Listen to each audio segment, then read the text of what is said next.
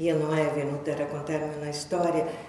Il suo sguardo era colmo di sé e dell'immensità del suo pensiero.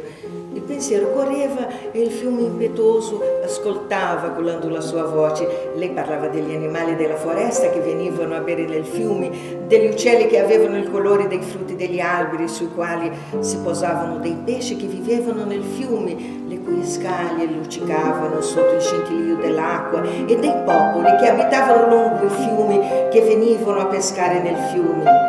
Yanoa era la memoria dei miti che quei popoli si raccontavano la sera attorno ai fuochi, dove tutto quello che esisteva era vivo, tutto aveva una coscienza e poteva parlare. Yanoa era la mia nonna, nella sua voce mille voci, umane e non, le grandi visioni della foresta e del fiume. Le parole erano incolate nella sua pelle.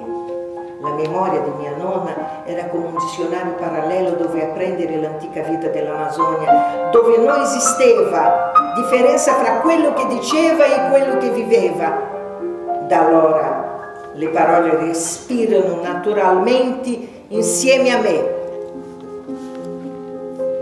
Arasa, Iana, Nakaira, Cajá, Pacoba, Massaranduba, ogni parola un essere, parole che scrivo. Io vedo un'aria piena di parole, foresta mio dizionario, parole vive masticate, aspre di cammini già percorsi, Asana, Tabajurà e Garapè.